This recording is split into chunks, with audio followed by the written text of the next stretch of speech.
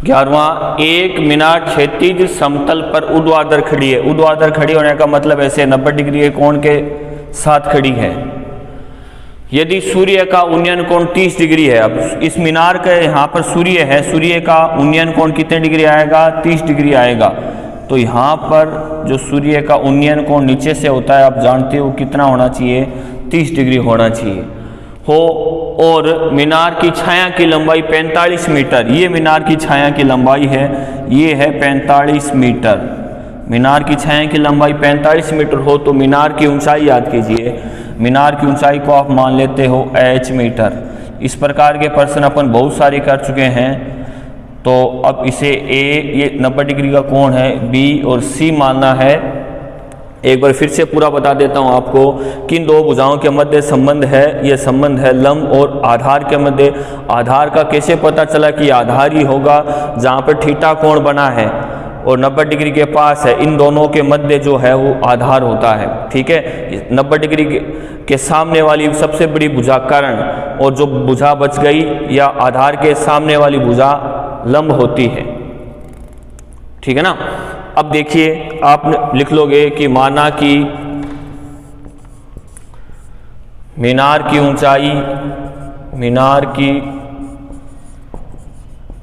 ऊंचाई AC बराबर h metre.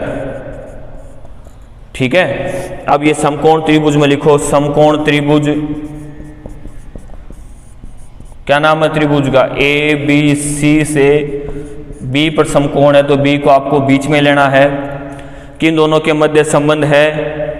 लंब और आधार के मध्य संबंध है। तो लाल बटे कक्का से अब जानते भी होंगे लंब और आधार किस में होता है? tan थीटा में होता है। मैं हर प्रश्न में बता रहा हूं।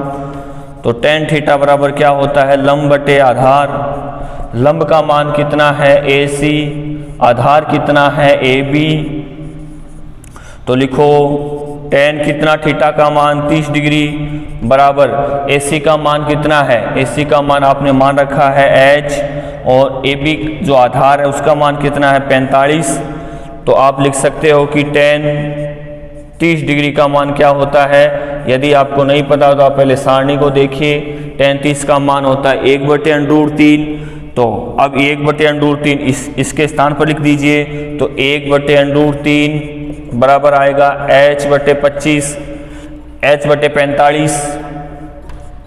अब आपको क्या करना है?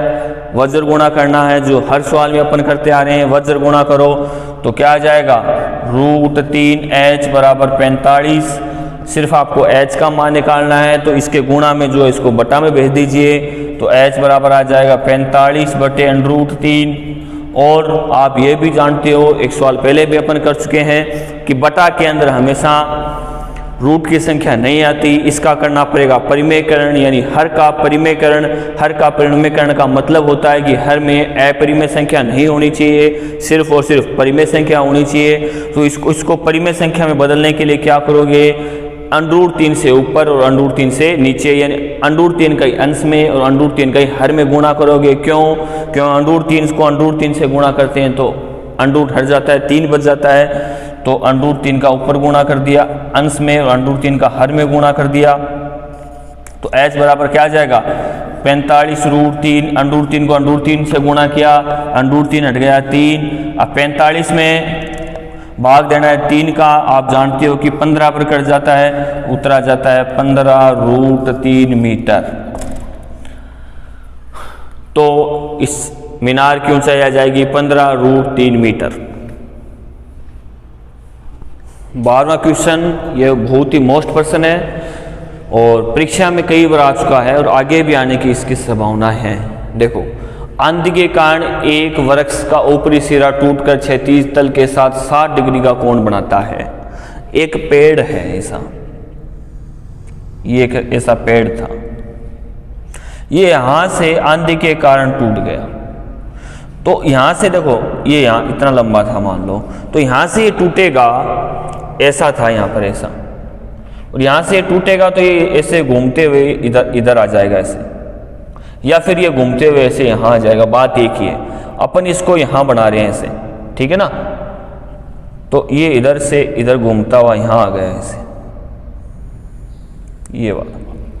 अब क्या होगा कि ये वाली भुजा और ये वाली भुजा दोनों क्या होगी, बराबर होंगी, क्योंकि जितना ये ऊपर था वो घूम के ये यहाँ आ गए।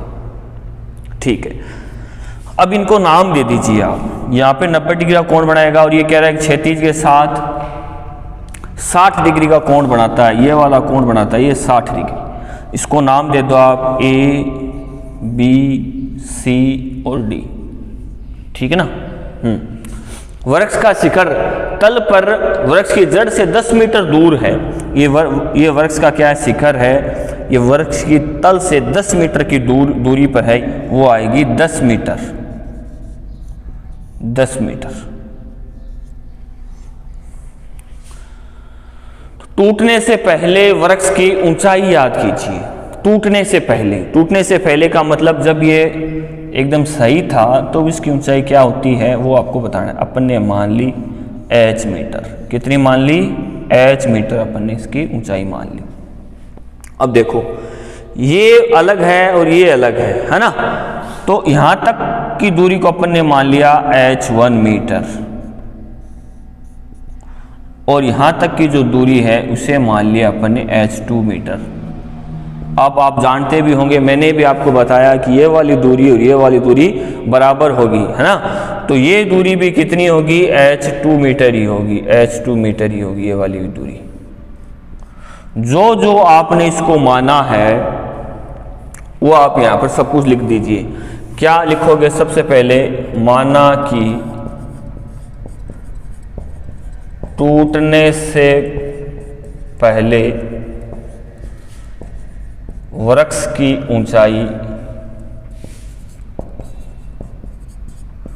ऊंचाई BD बराबर h मीटर। अब h मीटर कैसे निकालोगे, h1 प्लस h2। ठीक है ना, क्योंकि दोनों का योग करोगे। ठीक है, अब क्या लिखोगे आप, सीधा ही लिख दो समकोण त्रिभुज ABC से क्या लिखोगे, आधार AB बराबर 10 मीटर और कोण थीटा बराबर 60 डिग्री। अब आपको ये चेक करना है कि किन दोनों के मध्य संबंध है। आपको h1 और h2 निकालना है ना, है ना। तो देखो, या तो आप इन दोनों के मध्य संबंध स्थापित कर दो या आप इन दोनों के मध्य स्थापित कर दो।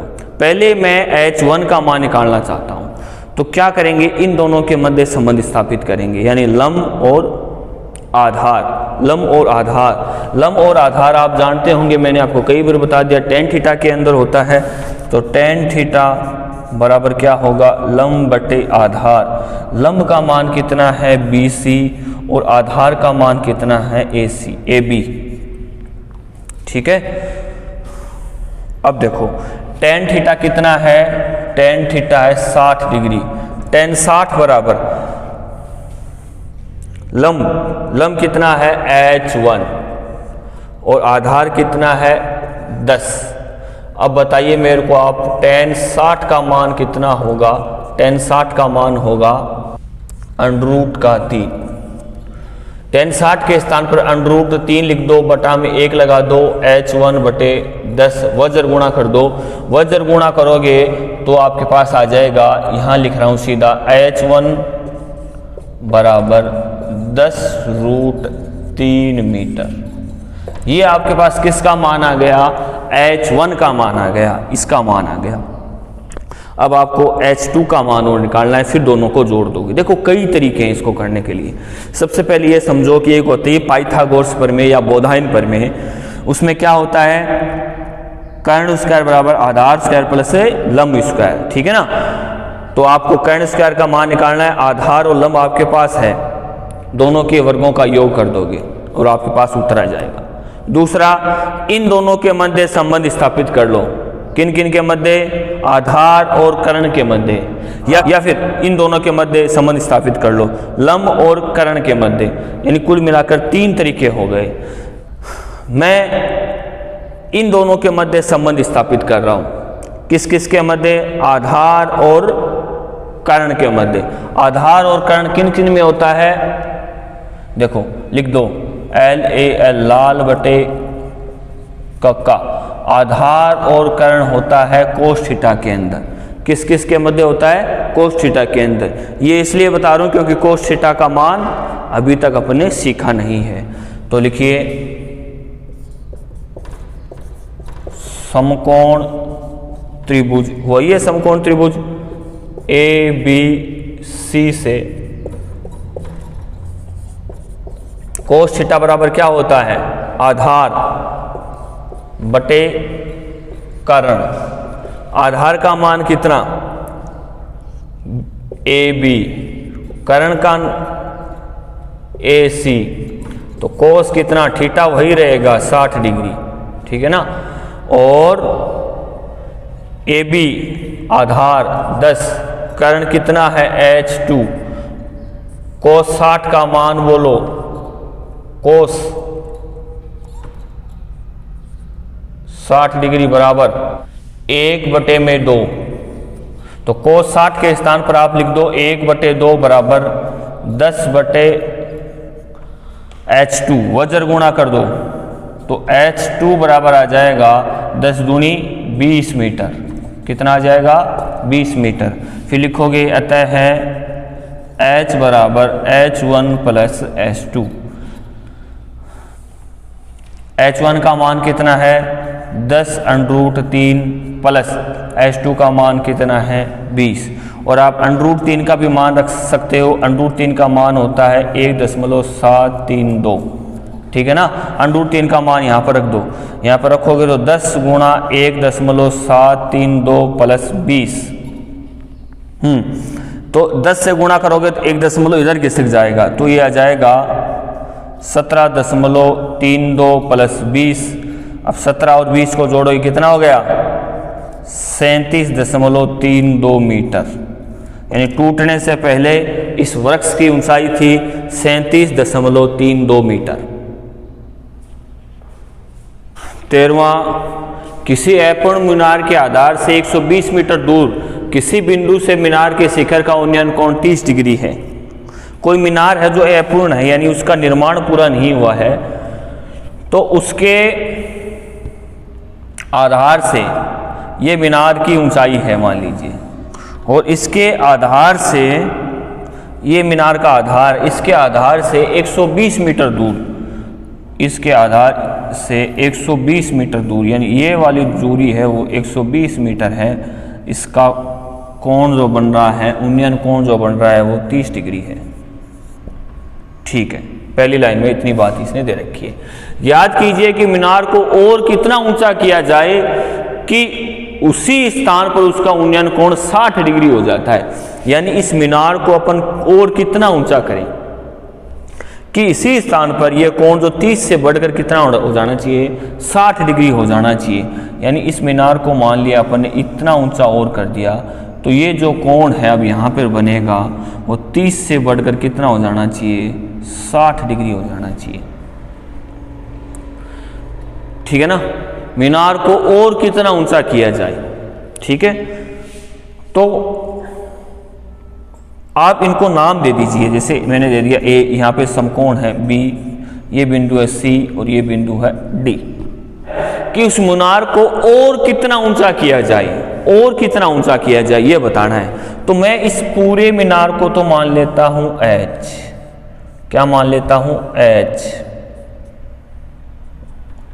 1 नहीं H। और देखो ये जो दूरी है इसे मान लेता हूं मैं H1, और ये जो दूरी है इसे मान लेता हूं मैं H2। आपको याद क्या करना है? आपको याद करना है कि मीनार को और कितना ऊंचा किया जाए, मीनार को और कितना ऊंचा किया जाए, यहां पर गलती होती है।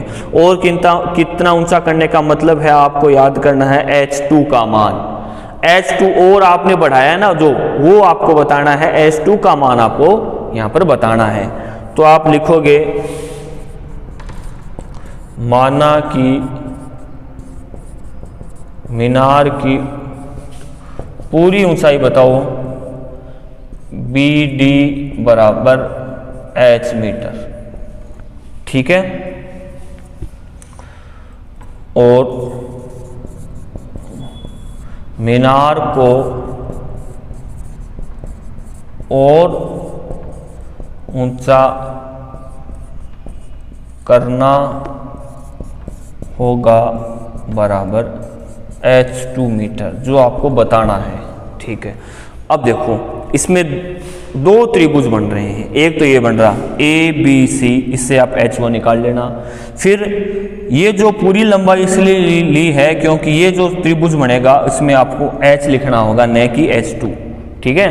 तो H में से आप H1 को घटा दोगे तो आपके पास H2 का मान बच जाएगा। देखो कैसे करते हैं, लिख दीजिए सीधा ही, समकोण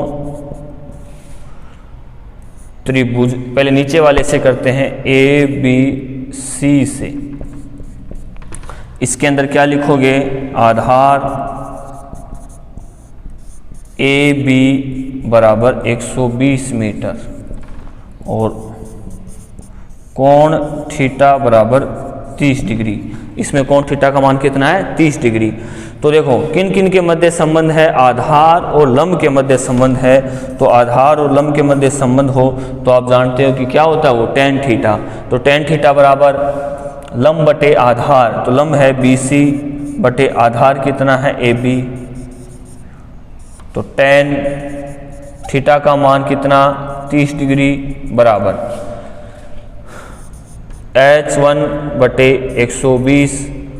तो tan 30 का मान बोलिए 1 बटे √3, ये 1 बटे √3 इसमें रख दीजिए तो आ जाएगा 1 बटे √3 बराबर H1 बटे 120। वज्र गुणा करिए, वज्र गुणा करोगे तो आपके पास मान मिलेगा √3 H1 बराबर 120, ठीक है। तो H1 बराबर क्या आ जाएगा, H1 बराबर आ जाएगा 120 बटे √3। और आप जानते हो कि √3 बटा में नहीं होना चाहिए, अपने को करना पड़ेगा हर का परिमेयकरण। हर का परिमेयकरण के लिए अंश और हर में √3 का अपन गुणा करेंगे, √3 का अपन गुणा करेंगे तो ऊपर आ जाएगा 20 √3 और √3 को √3 से गुणा किया आया 3, ठीक है। तो H1 बराबर 120 को अगर 3 से काटोगे तो आपके पास आ जाएगा 40 √3, इसको काट दिया 40 आ गया, 40 √3 मीटर। H1 का मान आपके पास कितना आ गया, 40 √3 मीटर, ठीक है। अब आपको निकालना है H पूरे का मान, ठीक है ना। फिर H में से H1 का मान घटा दोगे आपके पास H2 का मान मिल जाएगा। अब ये बड़ा वाला त्रिभुज लो जिसमें 60 डिग्री का कोण बना है, तो लिखो समकोण त्रिभुज ABD से, इससे ABD से, इसमें ये तो है ही कोण थीटा कितना है, 60 है। तो देखो किन दोनों के मध्य संबंध, वही tan थीटा के मध्य संबंध है, लंब और आधार के मध्य संबंध है। तो आप क्या लिखोगे, tan थीटा बराबर लंब बटे आधार। लंब का मान कितना है BD, आधार का मान कितना है AB। तो tan कितना आएगा, इस बड़े वाले त्रिभुज में tan 60 है और ये पूरी लंबाई क्या है, H है। और AB का मान आप जानते हो कितना, 120 है। और tan 60 का मान बोलो क्या होता है, tan 60 का मान √3, tan 60 के स्थान पर √3 लिख दीजिए। H बटे 120 बटा में 1 वज्र गुणा, तो H बराबर 120 √3 मीटर। ये आ गया H1 का मान, ये आ गया H का मान। आपको निकालना है H2, तो लिखोगे H2 बराबर H minus H1, H minus H1। तो H का मान कितना है, H का मान है 120 √3 माइनस कितना, 40 √3। अब देखिए 120 में से अगर जब आप 40 घटा दोगे और आगे √3 है तो कितना बच जाएगा, ये बच जाएगा 80 √3, 80 √3 मीटर। ये आपका उत्तर सही है। यदि आप √3 का मान इसमें रखना चाहो तो वो भी लिख दीजिए। तो 80 गुणा 1.732, इसको गुणा करोगे तो आपके पास आ जाएगा 138.56 मीटर।